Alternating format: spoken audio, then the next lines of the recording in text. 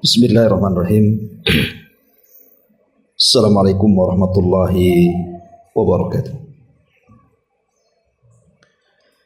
Alhamdulillah wassalatu wassalamu ala Rasulillah wa ala alihi wa sahbihi wa mawalah wa la hawla wa la quwata illa billahi wa ba'du. Alhamdulillah, di siang hari ini kembali kita bisa duduk untuk bertalabul ilmi, dan kita masih meneruskan kitab Tauhid. Anak kita akan membahas di siang hari ini tentang maja'a fi munkaril qadar. Bab bicara tentang hukum mengingkari takdir Allah Subhanahu wa taala. Ma'asyiral muslimat yang dimuliakan Allah Subhanahu wa taala, Mu'allif rahimahullahu taala membawakan beberapa dalil dari Al-Qur'an dan juga sunnah Nabi sallallahu alaihi wa ala alihi wasallam.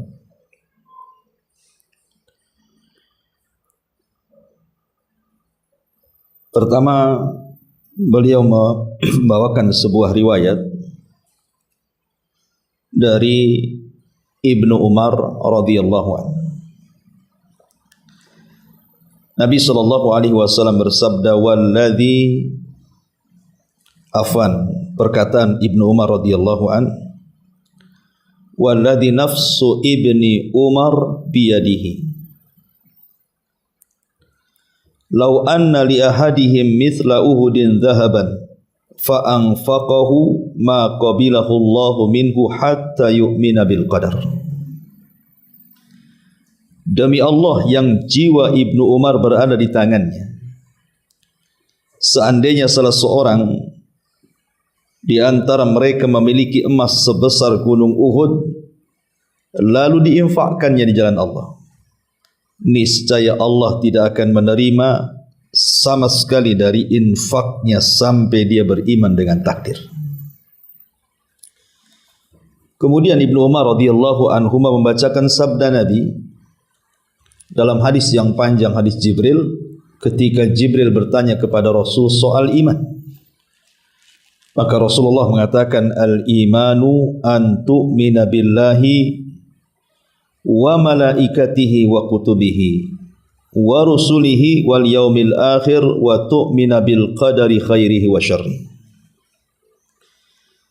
Iman itu adalah engkau beriman kepada Allah, beriman kepada malaikat-malaikat Allah, beriman kepada kitab-kitab Allah, kepada rasul-rasul Allah, juga beriman kepada hari akhir, dan engkau beriman dengan takdir, baik takdir buruk maupun takdir baik. Dan juga diriwayatkan dari Ubadah ibn Samit radhiyallahu an, dia pernah memberikan nasihat kepada anaknya, "Ya bunayya, innaka lan tajida ta'mal iman hatta ta'lama anna ma asabaka lam yakun liyukhti'aka wa ma akhta'aka lam yakun liyusibaka. Sami'tu Rasulullah sallallahu alaihi wasallam yaqul, inna awwala ma khalaqallahu al-qalama faqala lahu uktub, qala rabbi wa ma aktub. Qala uktub maqadira kulli syai'in hatta taquma as-sa'ah. Ya bunay, inni sami'tu Rasulullah sallallahu alaihi wasallam yaqul, man mata ala ghairi hadha falaysa minni." Kata Ubadah ibn Samit radhiyallahu an menasihati anaknya, "Wahai putraku, sesungguhnya engkau tidak akan bisa merasakan manisnya iman sampai engkau meyakini bahwa apa yang telah ditakdirkan menimpa dirimu tidak akan pernah meleset bagimu, dan apa yang telah Allah takdirkan tidak menimpamu maka tidak akan mampu menimpamu. Karena aku telah mendengar Nabi sallallahu alaihi wasallam bersabda, pertama kali yang Allah ciptakan adalah qalam atau pena. Allah pun berfirman kepada pena, tulislah wahai pena. Maka pena menjawab, ya Rabb, apa yang harus aku tulis? Maka Allah subhanahu wa ta'ala menjawab lagi, tulislah semua takdir yang akan terjadi hingga datangnya hari kiamat. Kemudian kata Ubadah bin Samit kepada anaknya, wahai anakku, aku pernah mendengar Rasulullah SAW bersabda, barang siapa meninggal tidak di atas keyakinan seperti ini, artinya tidak beriman dengan takdir, maka ia bukan dari golonganku. Ma'asyiral muslimat yang dimuliakan Allah subhanahu wa ta'ala, bicara tentang masalah takdir ini menarik Bu, kita bahas bicara takdir ini, karena takdir ini rahasia Allah subhanahu wa ta'ala. Orang kalau beriman kepada takdir itu Ibu, hidupnya akan tenang, tidak akan pernah sedih, karena segala sesuatu yang terjadi kepada kita, baik buruknya itu semua sudah dicatat. Lalu apa yang disedihkan? Tapi sebelum kita akan membahas tentang thamaratu takdir, apa sih buah-buah takdir itu, kita akan memberikan pengetahuan seputar takdir. Ma'asyiral muslimat yang dimuliakan Allah subhanahu wa ta'ala, kita pernah membahas dulu waktu kita mengkaji kitab Arba'in Nawawi, hadis dari Abdullah ibn Mas'ud radhiyallahu an tentang bagaimana Allah subhanahu wa ta'ala ketika menciptakan kita dalam perut ibu kita, ketika di usia 4 bulan, apa kata Nabi sallallahu alaihi wasallam, thumma yursalu ilaihil malak fayanfuhu fihi ruh wa yu'maru bi arba'i kalimat bi rizqihi wa ajalihi wa amalihi wa syaqiyyin aw sa'id. Kata Nabi sallallahu alaihi wasallam, maka Allah utus malaikat ketika janin berusia 4 bulan itu, kemudian meniupkan ruh dan mencatat segala takdir dia. Malaikat ini kemudian mencatat kepadanya pertama rizkinya. Jadi rizki sudah dicatat malaikat ketika kita masih dalam perut ibu kita. Kemudian yang kedua, ajal kita. Kemudian yang ketiga, amal kita. Dan yang terakhir, kesudahan usia kita. Apakah kita su'ul khotimah, maknanya celaka, ataukah kita husnul khotimah, maknanya bahagia. Ma'asyiral muslimat yang dimuliakan Allah subhanahu wa ta'ala, pengarang kitab Tauhid menyebutkan tentang sumpah Ibnu Umar radhiyallahu anhu. Sebenarnya kisah Ibnu Umar ini begini ceritanya. Ada seseorang dari Basrah, dari Irak, namanya Humaid ibn Abdurrahman al-Himyari. Humaid ibn Abdurrahman al-Himyari ini berdua bersama Yahya ibn Ya'mur itu ingin ziarah ke kota Nabi sallallahu alaihi wasallam dan ingin berjumpa dengan salah seorang sahabat Nabi, karena ada yang ingin ditanyakan. Soalnya di Basrah itu ada seorang yang bernama Ma'bad al-Juhani, membuat paham baru dalam urusan takdir, di mana Ma'bad al-Juhani itu Allah berikan kecerdasan tapi menyimpang akidah dalam bab takdir. Dia mengingkari tentang catatan Allah subhanahu wa ta'ala. Jadi Allah tidak akan pernah mencatat sebelum hamba-hambanya berbuat. Kalau hamba berbuat baru dicatat. Kalau hamba tidak berbuat, tidak dicatat. Padahal beriman dengan takdir itu harus beriman dengan rukun-rukun takdir. Nanti saya akan sebutkan. Salah satunya adalah beriman bahwa segala sesuatu sudah dicatat. Lah akhirnya kemudian Humaid Ibn Abdurrahman Al-Himyari dan juga Yahya Ibn Ya'mur ini Allah takdirkan berjumpa dengan Ibnu Umar radhiyallahu anhu. Kemudian keduanya menggandeng sebelah kiri kanannya. Mulailah kemudian Yahya Ibn Ya'mur ini mengatakan kepada Ibnu Umar, "Wahai Ibnu Umar, wahai Abi Abdurrahman kunyahnya, sesungguhnya di negeri kami," maksudnya di Syam, "innahu qad dhahara kibalana nasun yaqra'una al-Qur'an." Sesungguhnya di negeri kami, subhanallah, banyak orang yang membaca Al-Quran. Mereka memperdalam ilmu dan juga mereka rajin belajar. Masalahnya, di sana ada seorang laki-laki yang mengajarkan paham beda, bahwa dalam bab takdir dia mengatakan al-amru unuf, bahwa perkara itu dimulai dari permulaan. Maknanya Allah tidak mengetahui kecuali hamba itu berbuat. Allah tidak akan mencatat kecuali hamba itu berbuat. Maka kemudian Ibnu Umar marah karena ini pemahaman sesat dalam takdir. Akhirnya kemudian Ibnu Umar dia mengatakan dengan sangat marahnya, katakan kepada orang yang mengajarkan soal paham sesat takdir itu, fa akhbirhum anni bari'um minhum wa annahum bura'u minni. Aku berlepas diri dari mereka dan mereka pun berlepas diri dari aku. Karena mereka sudah mengingkari satu di antara rukun-rukun iman. Tidak mengimani dengan lengkap soal takdir. Sesat dalam bab takdir.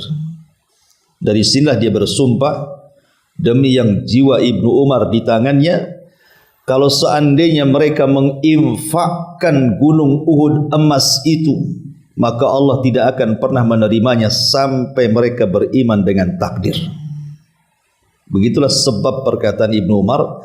Kemudian Ibnu Umar menukilkan sebuah riwayat dari ayahnya Umar bin Khattab, hadis yang panjang yang disebut dengan hadis Jibril, sampai ketika Jibril bertanya soal iman, salah satunya Rasul mengatakan, antu'mina bil qadari khairihi wa syarri. Engkau beriman dengan takdir baik, takdir buruk ataupun takdir baik. Ma'asyiral muslimat yang dimuliakan Allah Azza wa Jalla, maka dari sini kita tahu bahwa beriman dengan takdir itu adalah bagian daripada beriman dengan rukun iman. Tidak boleh seorang mukmin kecuali harus beriman dengan takdir, bahwa Allah telah mentakdirkan kepada kita semuanya. Tidak ada yang luput dari takdir Allah. Inna kulla syai'in khalaqnahu biqadar, kata Allah. Sesungguhnya segala sesuatu kami sudah ciptakan atas takdir Allah Azza wa Jalla. Satu waktu Nabi Adam alaihi salatu wassalam berdebat dengan Nabi Musa. Soalnya adalah Musa berkata kepada Adam, anta Adam alladhi akhrajatka khati'atuka minal jannah. Engkau Adam, kesalahanmu yang membuat engkau keluar dari sorga, sehingga kami yang harusnya di sorga ikut-ikut pula turun ke dunia, kata Musa. Jadi Nabi Musa menyalahkan Adam. Tapi Nabi Adam berhujjah dan mengatakan, ya Musa, anta Musa alladhi istafaka Allah birisalatihi wa bikalami. Engkau kan Musa, Allah telah pilih engkau dengan kerasulannya dan dengan kalamnya. Summa talumuni ala amrin qad qudira alaihi. Kenapa kau mencela aku? Bukankah aku turun dari sorga itu karena sudah ditakdirkan? Kemudian Nabi Adam mengatakan, ingat engkau itu punya Taurat, dan Tauratmu sudah dicatat sebelum aku diciptakan. Dan dalam Tauratmu ada kata-kata, maka Adam akan bermaksiat kemudian akan turun dari sorga. Seolah-olah Adam mengatakan, kalau seandainya dalam Tauratmu tidak ada kata-kata seperti itu, tentu aku tidak diturunkan dari sorga. Jangan salahkan aku, salahkan Tauratmu. Maka Adam pun kemudian berhasil mendebat Nabi Musa alaihi salatu wassalam. Jadi begini, Bu. Nabi Musa alaihi salatu wassalam menyalahkan Nabi Adam karena Nabi Adam itu bermaksiat, memakan buah larangan. Akhirnya diturunkan dari sorga. Jadi Musa mengatakan, gara-gara kamu, begitu bahasa. Gara-gara kamu, wahai Adam, kami akhirnya tidak tinggal di sorga. Kami pula akhirnya jadi turun ke dunia, penuh dengan berbagai macam bala di dunia. Beda dengan sorga penuh dengan nikmat. Kalau bukan karena kamu bermaksiat, tentu kami tidak akan ke dunia, kata Musa. Maka Adam mengatakan, hai Musa, Allah sudah pilih engkau loh. Kau jadi nabi, jadi rasul, dan engkau orang yang banyak bicara dengan Allah. Peristiwa yang aku alami, aku diturunkan dari surga ke bumi ini, itu sudah dicatat sebelum aku diciptakan. Artinya bahwa kalau seandainya tidak ada catatan bahwa Adam akan turun ke bumi, enggak mungkin Adam turun dari surga. Karena sudah dicatat, itulah sebelum aku diciptakan sudah dicatat duluan. Makanya inilah memang begini takdirnya, aku harus turun ke dunia. Dan itu tercatat dalam Tauratmu. Ma'asyiral muslimat yang dimuliakan Allah Subhanahu wa taala, tidak bisa orang itu menyalahkan seseorang berhujah dengan takdir. Ataupun kita bermaksiat tiba-tiba berhujah dengan takdir. Umpamanya ada seorang LGBT yang melakukan homoseksual, kemudian kita katakan tobat. LGBT itu penyakit, itu kerjaannya kaum Lut, nanti diazab Allah. Terkadang mereka ngomong apa? Ini sudah takdir, katanya. Saya jadi LGBT lo sudah takdir, katanya. Jadi jangan salahkan, nanti kalau ada waktunya tobat, saya tobat. Kalau sudah takdirnya berubah, katanya. Tidak bisa orang itu berdalil dengan takdir untuk kemaksiatan kepada Allah Azza wa Jalla. Ma'asyiral muslimat yang dimuliakan Allah Subhanahu wa taala. Kemudian kita tahu bahwa rukun takdir itu ada 4. Ini harus diimani. Kalau orang paham dengan rukun takdir ini, insyaAllah hidupnya akan tenang. Dan alhamdulillah sih, kebanyakan kaum muslimin mereka tidak paham perinciannya, tapi sebagian besar mereka beriman dengan rukun yang 4 ini. Yang pertama, rukun takdir itu kita harus beriman bahwa ilmu Allah itu mencakup segalanya. Tidak ada yang tersembunyi bagi Allah, baik yang ada di langit dan ada di bumi, baik yang ada di luar atau di dalam, baik rahasia atau terang-terangan, baik dalam keterangan ataupun kegelapan, tidak ada yang tersembunyi dari Allah Subhanahu wa taala. Allah itu meliputi segala sesuatu pengetahuannya. Innallaha bikulli syai'in alim. Allah itu atas segala sesuatu maha mampu, maha mengetahui. Allah atas segala sesuatu maha mengetahui. Artinya tidak ada satu perkara pun yang tidak diketahui Allah. Semua Allah tahu. Sampai Allah Subhanahu wa taala berfirman dalam Al-Quran, wa indahu mafatihul ghaib la ya'lamuha illahu wa ya'lamu ma fil barri wal bahri wa ma tasqutu min waraqatin illa ya'lamuha wa la habbatin fi dhulumatil ardi wa la ratbin wa la yabisin illa fi kitabim mubin. Dan kunci-kunci semua yang gaib itu ada pada Allah. Tidak ada yang mengetahui selain Dia saja.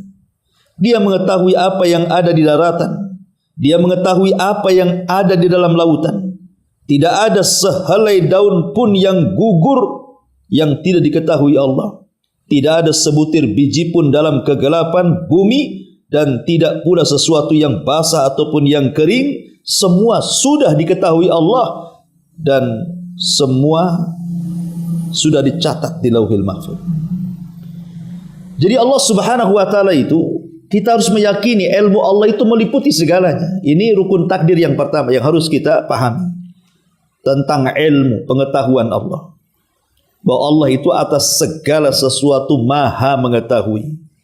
Tidak ada yang tersembunyi bagi Allah. Sehelai daun pun di tengah malam yang jatuh Allah tahu. Bahkan Allah mengatakan innahu ya'lamul jahra wa ma yakhfa. Allah tahu yang terang dan yang tersembunyi. Fa innahu ya'lamus sirra wa akhfa. Allah tahu yang sir, yang tidak tampak ataupun yang tampak. Bahkan Allah tahu mata-mata yang khianat. Mata-mata yang khianat, ta'lamu kha'inatal a'yun wa ma tukhfi sudur, ataupun yang kita sembunyikan dalam dada kita. Ya'lamu kha'inatal a'yun wa ma tukhfi sudur. Dia mengetahui pandangan mata-mata yang khianat dan apa yang terselubung dalam dada-dada manusia. Allah tahu si fulan hasad, si fulan dendam, si fulan benci, si fulan marah, si fulan senang, si fulan cinta. Allah tahu. Kita tidak tahu. Nampak dia senyum-senyum di hadapan ibu, rupanya dia sedang merencanakan keburukan sama ibu kan. Kita tidak tahu maksudnya apa. Karena kita tidak bisa memprediksi hati orang. Tapi Allah tahu isi hati orang itu. Apakah orang ini pendendam, pemarah, pemaaf? Allah tahu semuanya. Makanya rukun takdir yang pertama, yakini bahwa ilmu Allah itu menjangkau semuanya. Maka apabila manusia ragu-ragu akan ilmu Allah, seolah ada sesuatu yang tidak diketahui Allah, dia bisa kafir masalahnya. Makanya Imam Malik dan juga Imam Syafi'i pernah mengatakan terhadap kelompok sesat Qadariyah, nadhirul qadariyata bil ilmi, fa in aqarru bihi khasimu wa in jahaduhu kafir. Nadhirul qadariyah, debat orang-orang Qadariyah itu bil ilmi, suruh menetapkan pengetahuan Allah. Kalau mereka fa in aqarru, kalau mereka mau menetapkan ilmu Allah, debat mereka. Tapi kalau mereka menentang ilmu Allah, kafirkan saja. Ya, jadi orang yang ragu-ragu di sana ada sesuatu yang luput dari Allah Subhanahu wa taala, bisa kufur hukumnya. Ini yang pertama. Yang kedua, mengimani bahwa Allah telah menulis sebagian pengetahuannya, belum semuanya. Jadi sebagian pengetahuan Allah itu sudah dicatat di Lauhil Mahfuz. Sebagaimana hadis Abdullah ibn Abbas radhiyallahu anhuma, saat Abdullah ibn Abbas radhiyallahu anhuma itu dia dibonceng oleh Nabi sallallahu alaihi wasallam. Ada mic-nya. Jadi Abdullah ibn Abbas radhiyallahu anhuma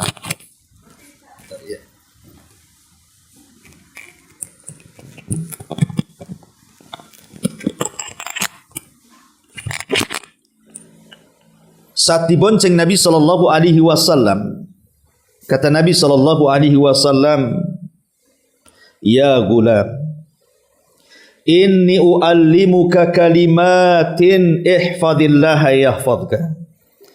Ihfadillaha tajidhu tujaha. Idza sa'alta fas'alillah wa idza sta'anta fasta'in billah. Wa'lam annal ummata law ijtama'at ala an yanfa'uka bi syai'in lam yanfa'uka illa bi syai'in qad katabahu Allahu lak. Wa in ijtama'u ala an yadurruka bi syai'in lam yadurruka illa bi syai'in qad katabahu Allahu 'alaika. Rufi'atil aqlam wa jaffatis suhuf." Kata Rasul kepada Abdullah ibn Abbas radhiyallahu anhuma, "Wahai anak muda, maukah ku ajarkan kau beberapa kalimat? Jaga Allah, Allah akan jaga kamu. Jaga Allah, niscaya Allah akan kau dapati di hadapan. Kalau kau minta, minta kepada Allah. Kalau kau minta pertolongan, minta pertolongan kepada Allah. Ketahuilah kalau seandainya umat ini berkumpul untuk memberikan manfaat kepadamu dengan sesuatu, manfaat tidak akan sampai kepadamu kecuali apa yang sudah Allah catat. Ataupun kalau manusia berkumpul untuk mencelakakan kamu, maka tidak akan mungkin kau celaka kecuali kecelakaan itu sudah dicatat. Kenapa? Karena qalam sudah diangkat dan suhuf sudah kering.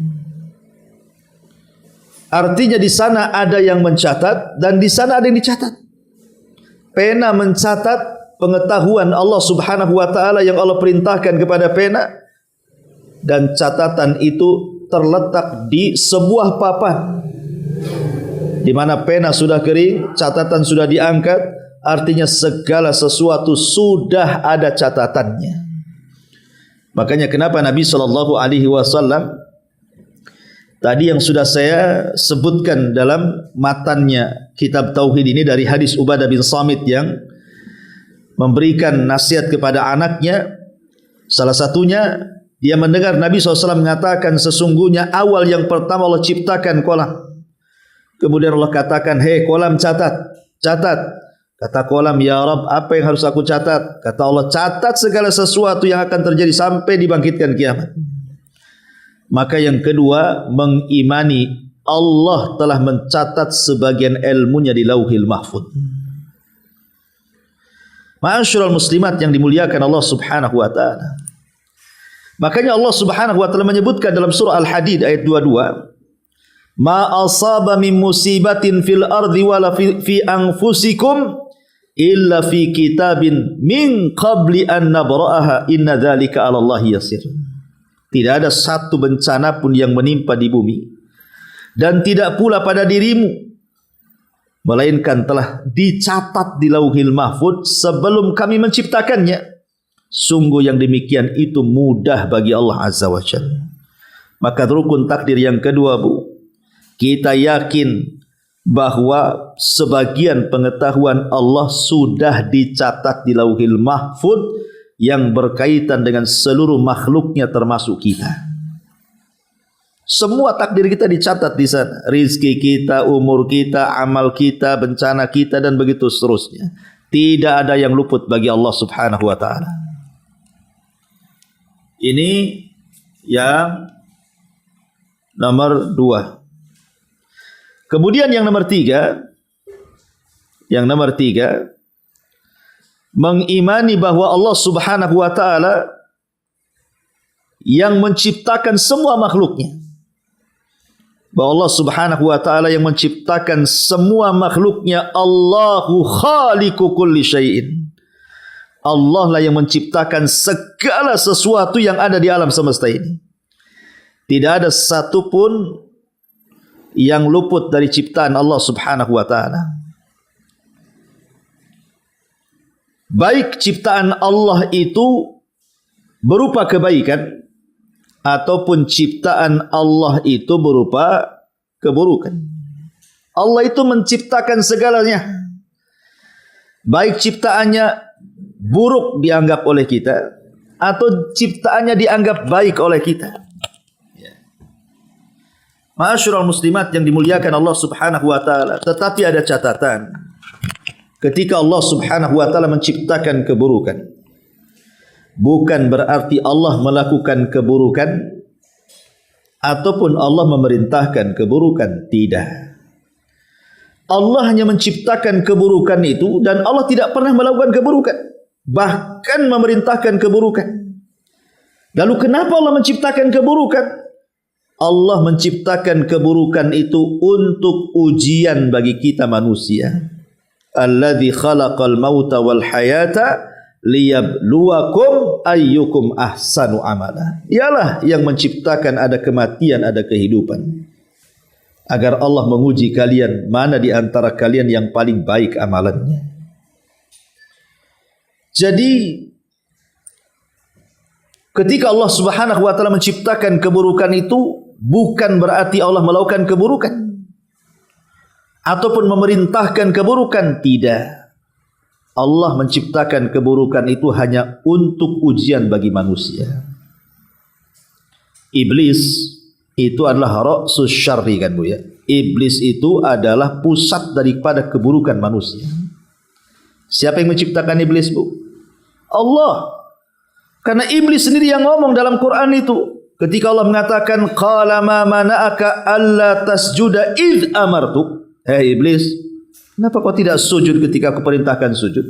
Kata iblis, ana khairum minhu, khalaqtani min narin wa khalaqtahu min tin. Ya Rabb, loh, aku lebih baik daripada Adam. Kau ciptakan aku dari api dan kau ciptakan Adam dari tanah. Lihat kata iblis, kau ciptakan aku. Menunjukkan iblis itu yang menciptakan siapa?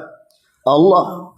Iblis baik atau tidak? Tidak. Berarti Allah juga menciptakan yang baik, Allah juga menciptakan yang tidak baik, semisal iblis.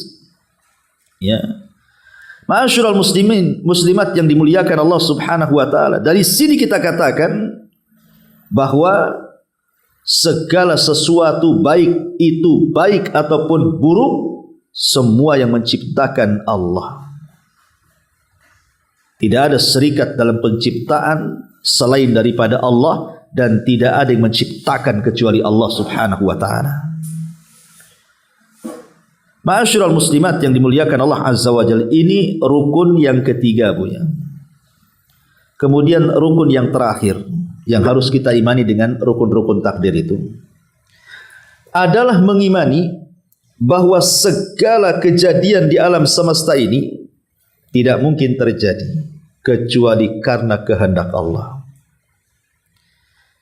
Segala sesuatu yang terjadi di alam semesta ini, termasuk dalam kehidupan kita, entah kita kaya, kita miskin, kita sedih, kita bahagia, kita bercampur, kita berpisah, kita menangis, kita tertawa, dan begitu seterusnya, itu semua tidak lepas dari kehendak Allah.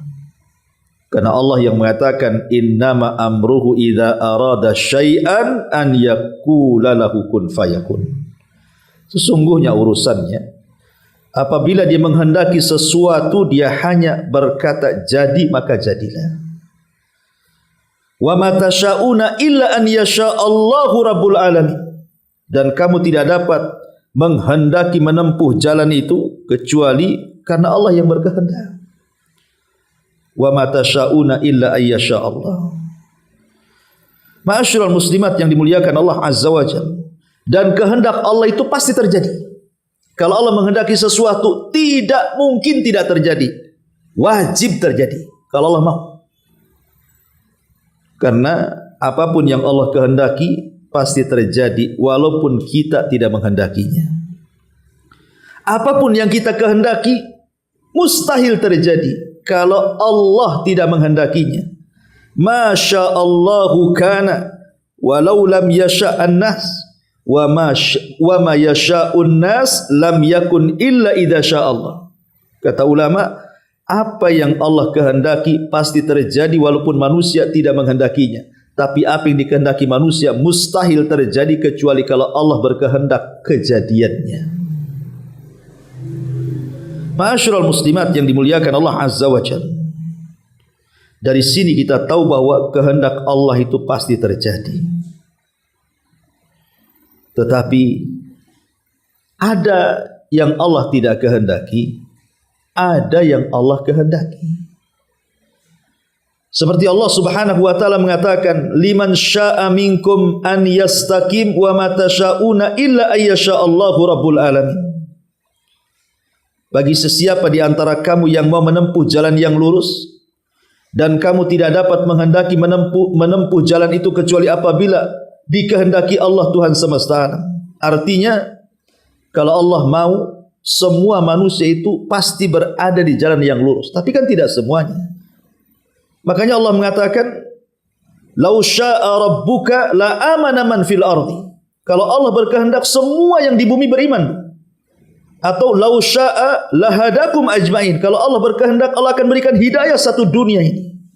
Tidak berat bagi Allah menciptakan manusia seperti malaikat itu, Bu. Kalau Allah mau, kita bisa diciptakan oleh Allah seperti malaikat. Wa yaf'aluna ma yu'marun. Senantiasa berbuat apapun yang Allah perintahkan. Tetapi Allah tidak berkehendak seperti itu kan. Kita bukan malaikat. Tapi kalau Allah mau jadikan kita malaikat, bisa. Mana enggak bisa? Tidak ada yang mustahil bagi Allah. Idza arada syai'an an yakuna lahu kun fayakun. Tetapi Allah tidak berkehendak seperti itu. Manusia bukan malaikat, tapi manusia diberikan ikhtiar yang tidak diberikan kepada para malaikat. Ikhtiar itu pilihan. Inna hadainahu sabila imma syakiran wa imma kafura. Sesungguhnya kami telah berikan manusia itu jalan. Ada jalan yang baik, ada jalan yang buruk, ada jalan yang syukur, ada jalan yang kufur. Wa amma thamud fahadainahum fastahabbul ama 'alal huda. Seperti kaum Tsamud, kami berikan hidayah, kami utus Rasul Nabi Hud kepada mereka, bukannya memilih petunjuk, malah buta dari petunjuk. Ma'asyiral muslimat yang dimuliakan Allah Subhanahu wa taala. Dari sini kita tahu bahwa tidak ada satupun yang terjadi di alam semesta ini kecuali karena kehendak Allah. Termasuk kehendak-kehendak kita pun tetap di bawah kehendak Allah Azza wa Jalla.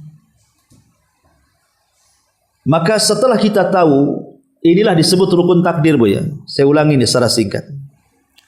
Rukun takdir itu satu, beriman bahwa Allah mengetahui segala sesuatu yang ada di alam semesta, di langit dan di bumi, tersembunyi atau terangnya. Yang kedua, Allah Subhanahu wa taala sudah mencatat sebagian ilmunya di sebuah papan yang disebut dengan Lauhil Mahfuz. Segala sesuatu yang terjadi ada tertulis di situ. Yang ketiga, Allah adalah zat yang menciptakan segala sesuatu yang terjadi di alam semesta ini, semua ciptaan Allah. Baik itu yang buruk ataupun yang baik. Dan segala sesuatu itu tidak lepas dari kehendak Allah Subhanahu wa taala. Ini disebut rukun takdir. Nanti apa kaitannya? Kenapa kemudian rukun takdir harus ada 4 ini? Nanti kita akan nyambung ketika kita bicara tentang keutamaan dan buah takdir itu. Ma'asyiral muslimat yang dimuliakan Allah Subhanahu wa taala. Kalau ada orang yang ngomong seperti ini, kalau ada orang ngomong seperti ini, Allah kan mengetahui dengan ilmunya bahwa si Fir'aun itu akan kafir, Abu Jahal itu akan kafir, Abu Lahab itu akan kafir. Allah kan tahu dengan pengetahuannya bahwa orang-orang ini pasti kafir di bumi. Ya. Kemudian setelah Allah tahu orang ini kafir, maka Allah akan catat tuh si anu kafir. Dengan pengetahuan si anu akan kafir, akhirnya dicatat. Ya. Pertanyaannya, apakah si Fir'aun, si Abu Jahal, si Abu Lahab, si Qarun, si Namrud, dan orang-orang kafir lainnya, mereka kafir karena dipaksa Allah? Kenapa Allah memaksa dia harus kafir?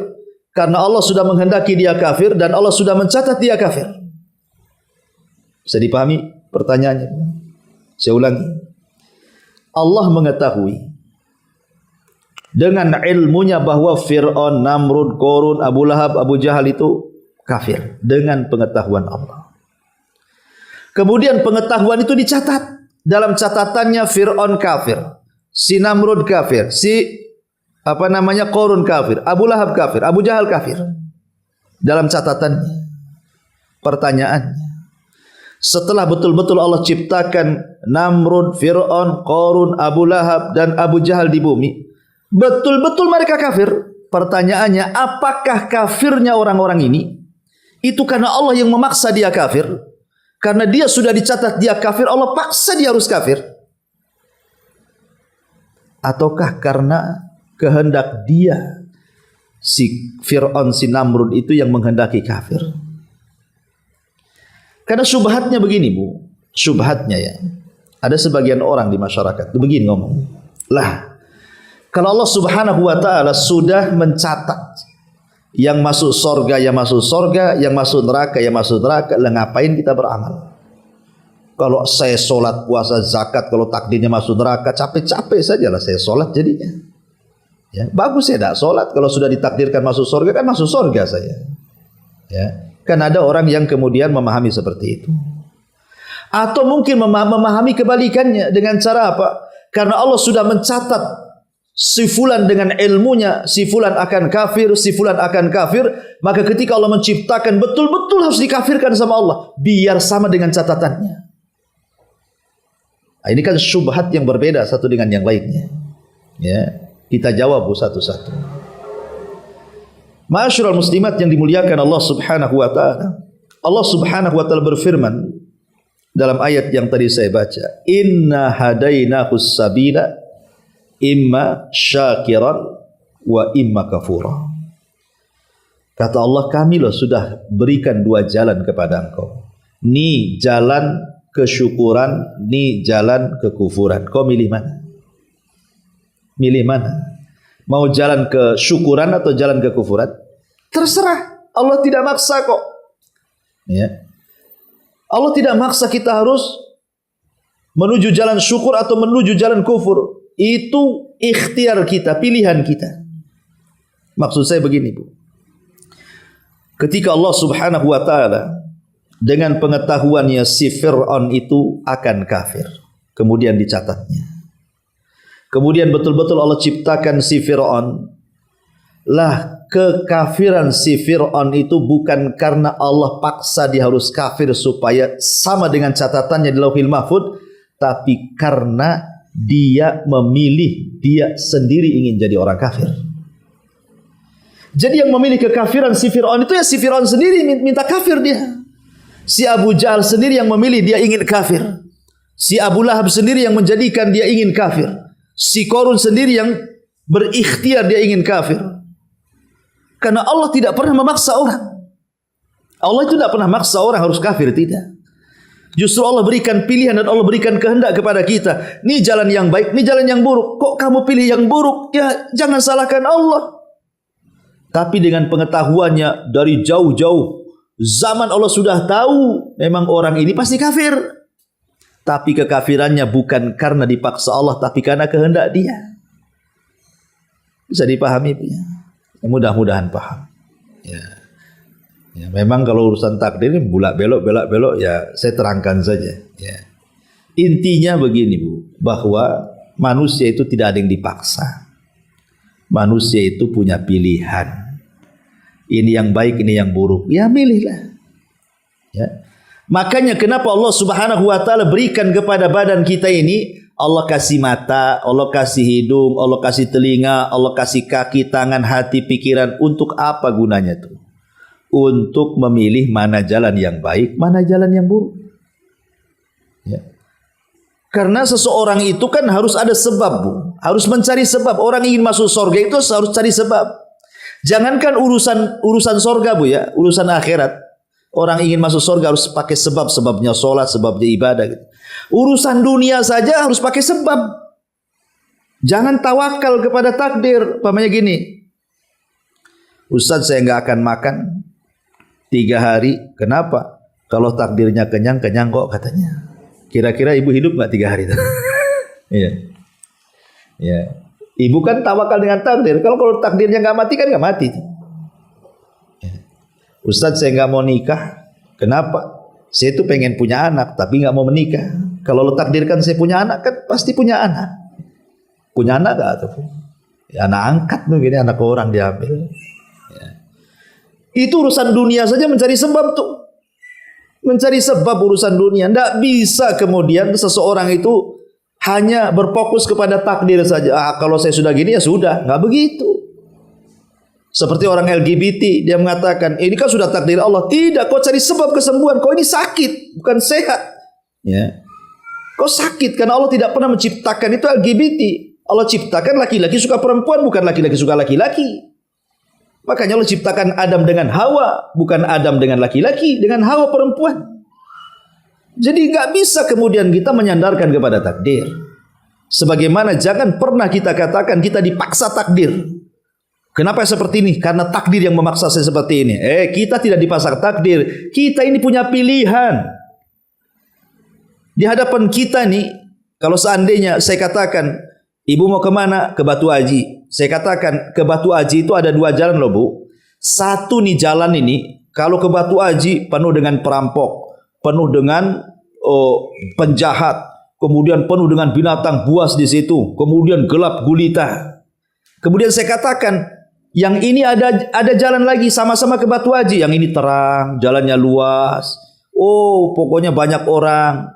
Kira-kira Bu, ibu milih yang mana? Milih yang terang lah. Atas kehendak siapa? Ibu yang berkehendak, ngambil sebab supaya selamat. Ya. Jadi begitu caranya memahami takdir itu. Ma'asyiral muslimat yang dimuliakan Allah Subhanahu wa taala. Setelah kita tahu, dan takdir itu Bu, takdir itu kan ada 4 macam ya. Ada namanya takdir secara mutlak, di mana semua nasib kita, semua nasib alam semesta, semua nasib makhluk Allah sudah dicatat di Lauhil Mahfuz. Itulah yang Allah Subhanahu wa taala firmankan di dalam Al-Qur'an, ya, bahwa Allah Subhanahu wa taala mengatakan ma asaba min musibatin fil ardi wala fi anfusikum illa fi kitabim min qabli an nabra'aha inna dzalika 'ala Allah yasir, bahwa apapun bencana yang menimpa di bumi dan yang menimpa dirimu sendiri semua sudah dicatat. Maksudnya di mana? Di Lauhil Mahfuz. Itu takdir umum namanya. Takdir kita sudah dicatat di Lauhil Mahfuz. Kemudian yang kedua ada takdir lain, ya, yang disebut takdir takdir umri, takdir umur. Kapan itu? Saat kita berada di perut ibu kita. Malaikat mencatat rizki kita, mencatat ajal kita, mencatat amal kita, dan mencatat akhir kehidupan kita bahagia atau celaka. Itu namanya takdir umri namanya. Kemudian yang ketiga ada namanya takdir sanawi, takdir tahunan, dan itu di malam Lailatul Qadar. Jadi Allah Subhanahu wa taala mendaur ulang takdir kita setahun itu. Di malam Lailatul Qadar fiha yufraqu kullu amrin hakim. Di malam itu kami daur ulang lagi itu takdir-takdir manusia. Dan ada namanya takdir harian, fi kulli yaumin huwa fi sya'an. Setiap hari Allah sibuk dengan hambanya. Terkadang Allah menghidupkan, Allah mematikan. Allah membuat sakit, Allah membuat orang itu sehat. Allah membuat orang itu kaya, Allah membuat orang itu miskin. Allah membuat orang ini sedih, orang membuat orang ini bahagia. Orang membuat orang ini tertawa, orang membuat orang ini, Allah membuat orang ini menangis. Dan begitu seterusnya. Allah sibuk ya mengurus hambanya. Dan kita lihat itu hari-hari ada orang mati, ada orang hidup, lahirkan, dan begitu seterusnya. Ya, lah ini semua adalah disebut dengan taksimul qadar. Ya, pembagian takdir. Ada takdir yang umum di Lauhul Mahfuz, ada takdir umri di dalam perut ibu kita, ada takdir tahunan di malam Lailatul Qadar, dan ada takdir di setiap hari Allah itu sibuk dengan hamba-hambanya. Fi kulli yaumin huwa fi syan. Setiap hari Allah itu sibuk. Ya. Yang ingin saya utarakan ini yang paling penting ya. Setelah kita mengkaji dari awal sampai akhir, emboh paham atau tidak ibu-ibu, pokoknya sudahlah dari awal sampai akhir sudah cerita saya. Sekarang masuk, apa sih pentingnya? Pentingnya seseorang itu beriman dengan takdir itu apa pentingnya? Perhatikan firman Allah Subhanahu wa taala. Allah Subhanahu wa taala berfirman di dalam Al-Qur'an, "Ma asaba min musibatin fil ardi wala fi anfusikum illa fi kitabim min qabli an nabra'aha inna dzalika 'ala Allahi yasir likaila tas'au 'ala ma fatakum wala tafrahu bima atakum wallahu yuhibbu kulla mukhtalin fakhur." Setiap bencana yang menimpa di bumi dan yang menimpa kepada dirimu sendiri, semuanya telah dicatat di Lauhil Mahfuz sebelum kami ciptakan dia. Sungguh yang demikian itu mudah bagi Allah. Agar kamu, di sini syahidnya Bu, dengarkan. Agar kamu tidak bersedih hati terhadap apa yang luput dari kamu. Dan agar kamu tidak terlalu gembira terhadap apa yang diberikan kepadamu. Dan Allah tidak menyukai orang-orang yang sombong dan membanggakan. Maksudnya begini Bu. Orang kalau betul-betul beriman dengan takdir, bahwa segala sesuatu tidak luput dari pengetahuan Allah. Segala sesuatu tidak luput dari catatan Allah. Segala sesuatu tidak mungkin terjadi karena Allah yang menciptakannya. Segala sesuatu tidak mungkin terjadi kecuali karena kehendaknya. Hati kita tenang. Ketika Allah Subhanahu wa taala memberikan musibah kepada kita, kita tidak terlalu sedih. Kaila ta'sau ala ma fatakum. Umpamanya orang ini dipecat dari pekerjaannya, jatuh dari kendaraan kemudian cacat permanen. Orang ini mungkin bercerai, ya, atau mungkin sulit ekonomi, atau apalah musibah, ya, yang menimpa kita nih. Kalau seandainya Allah timpakan musibah kepada kita, Bu, kalau kita beriman dengan takdir, kita tidak akan sedih. Tidak akan sedih. Walaupun sedih itu tidak akan lama. Walaupun sedih itu ya tidak sedih sekali.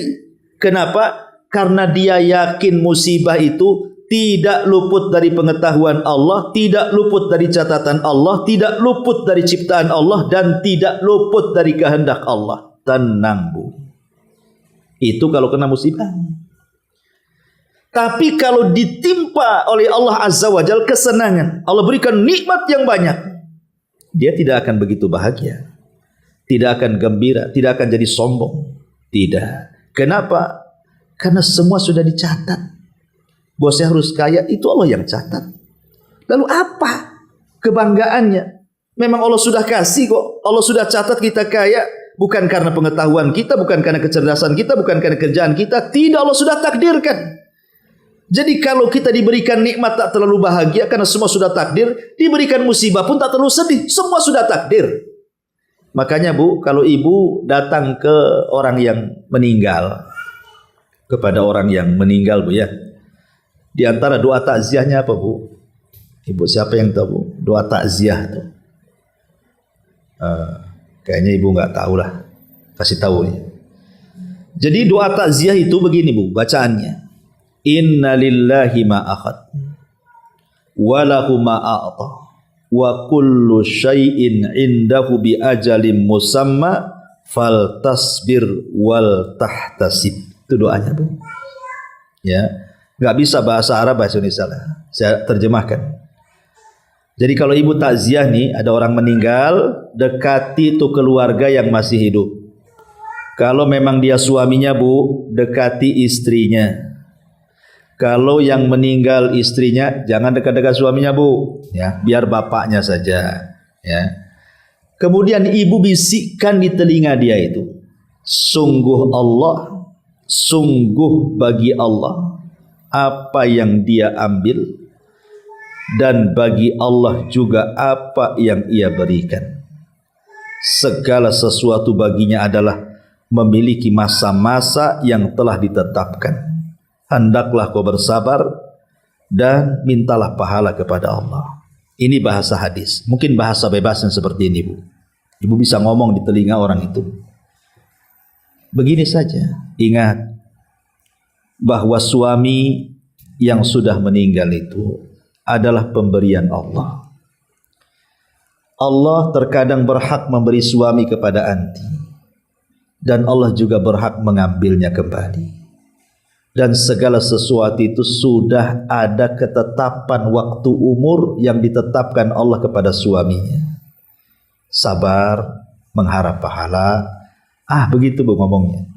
Ya. Kata yang dinasehati itu ngomong gini sama ibu. Enak saja kau ngomong gitu, katanya. Iya, suamimu masih hidup, katanya. Kan itu ada, Bu, ya. Kadang-kadang, ya, itulah makanya perlu sabar di awal musibah itu. Ya, di awal musibah itu harus dikasih sabar. Ya, suami bukan milik Allah. Kalau Allah mau ngambil, ya gimana pula, gitu kan. Apalagi orang itu kan sudah jelas-jelas ada waktu usianya. Mungkin sudah ajalnya dia itu. Waktunya meninggal dipanggil Allah. Bersabar ya. Ya, semoga Allah memberikan pahala akan kesabaranmu. Seperti itu. Tapi lihat bagaimana isi doa yang diajarkan Rasul. Rasul mengaitkan dengan apa? Bahwa ajal seseorang itu sudah ditakdirkan. La yastakhiruna sa'atan wala yastaqdimun. Hidup mati seseorang itu sudah takdirkan. Terkadang secara logika dia harus mati, tak mati, Bu. Ada orang, Bu, itu jatuh dari lantai 5, Bu. Jatuh dari lantai 5, dia tukang bangunan, jatuh dari bangunan lantai 5. Logika, Bu, kalau dia jatuh dari lantai 5, Bu, kalau tidak mati cacat permanen lah dia tuh. Gedebuk dia jatuh dari ketinggian, Bu. Ketika dia jatuh bangun lagi, Bu. Rupanya dia jatuh di atas kasur. Ya. Jatuhnya kena kasur, berarti Allah belum mentakdirkan dia mati kan, Bu? Belum. Ya, berarti ajal dia belum sampai. Tapi ada yang enggak ngapa-ngapain, Bu. Bahkan ya saya punya saudara dulu itu. Saudara, ya masih saudara lah, perempuan. Malamnya itu dia ngeluh ceritanya apa ya? Kayak masuk angin gitu, Bu ya. Jadi sama suaminya tuh, Bu, disuruh ngeroki. Ya, dikerokin lah, kalau orang desa kan dikerok ya, Bu, pakai kadang sendok ya. Jangan pakai garpu, Bu. Pakai sendok atau pakai koin gitu ya. Jadi tiba-tiba ngorok lah. Ngorok habis itu hilang, disangka tidur, Bu. Sampai pagi. Rupanya pagi itu sudah enggak ada. Padahal hanya dikerok, Bu. Dia enggak jatuh dari lantai 5. Apa penyebabnya dikerok? Bukan. Memang sudah waktunya, bukan mati karena dikerok, bukan. Enggak ada orang mati dikerok tuh. Memang takdirnya. Kerokan itu sebabnya saja. Ya. Coba bayangkan. Ini semua karena takdir Allah Azza wa Jalla. Coba kita lihat dalam sejarah ya. Saya akan bacakan sejarah. Khalid ibn Walid radhiyallahu anhu. Khalid bin Walid itu, Bu, dia pernah mengatakan, laqad syahidtu mi'ata alfi zahf. Aku sudah terlibat, sudah enggak kehitung perang itu. 100.000 perang mungkin aku ikut di situ, katanya. Wa ma fi maudi jasadi illa wa fihi dharbatu sayfin aw ta'natu rumhin aw ramyatu sahmin. Tidak ada di badanku, kata Khalid, kecuali penuh dengan sabetan pedang, penuh dengan tusukan tombak, dan juga penuh dengan tusukan panah. Kemudian dia mengatakan, walakinni amutul yaum ala firashi. Walakin yamutul yaum ala firashi. Ya. Jadi kata Khalid bin Walid radhiyallahu an, kenapa aku harus mati di atas pembaringan? Karena Khalid itu enggak mati di peperangan, Bu.